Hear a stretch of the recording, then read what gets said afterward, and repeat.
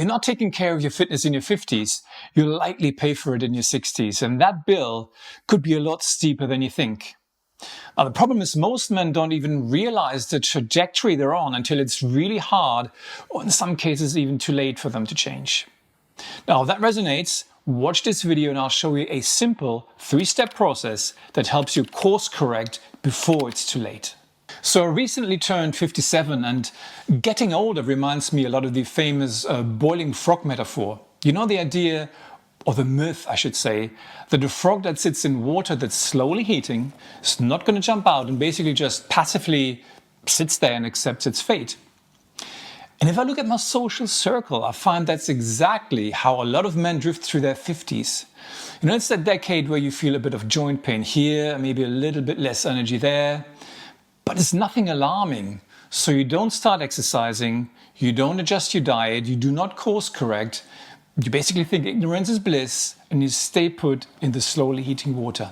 So the question is, how do you snap out of that? As someone who works in psychology, I want to look at things through that lens for a moment. I want to give you a simple 3-step reset. And step 1 is about understanding why we let things drift in the first place, which for most of us comes down to wearing 3 types of blinkers. Firstly, we're busy.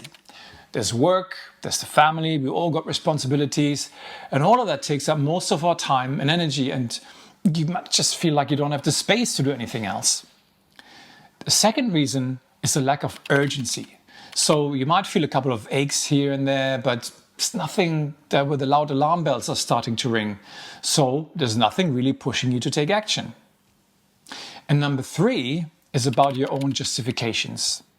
You see, as humans, we're great to tell ourselves things like, "Oh, we're all gonna die of something someday," which my dad did, who sadly passed away from lung cancer from smoking too much. Or we might say, look, "Plenty of people are worse off than I am." and again, the result is that we keep things just as they are.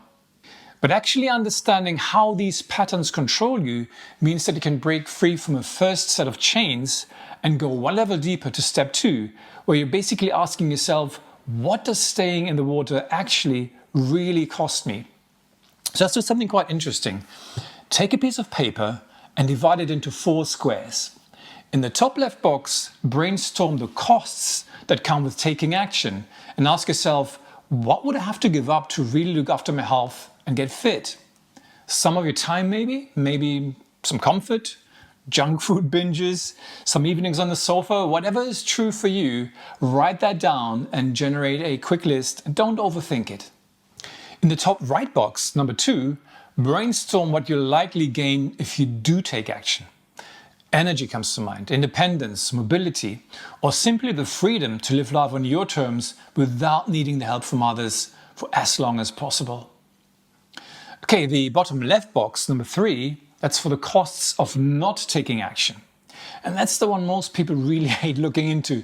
So if nothing changes, if you stay in the heating water, what could your life look like in 10 or maybe 15 years from now? Less mobility, less independence, more health issues, or maybe relying on others for the things that you used to do yourself. And finally, go to the bottom right box, number 4, and list some benefits or payoffs of not taking action.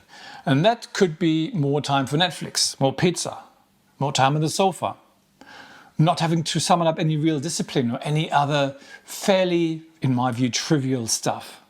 Okay, once you've done that, you get to the third and final step, and this is where things really get quite powerful. Now imagine you have $1 million to invest across these 4 boxes, and you can split that however you want. So how much would you invest to gain the benefits of getting fit, or to avoid the long-term costs of doing nothing? And how much goes into the comfort and short-term ease buckets?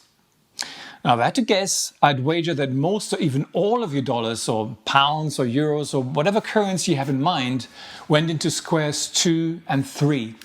And very little, or maybe even nothing, went into squares 1 and 4. And if that's true for you, ask yourself one important question. How much of your most valuable currencies, your time and your energy, do you currently allocate to squares 2 and 3?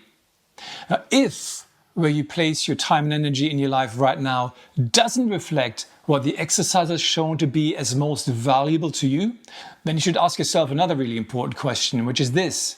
Do you want to give yourself that push to actively take charge of your future health while you still can, in your 50s? Or are you happy being the frog who slowly boiled to death.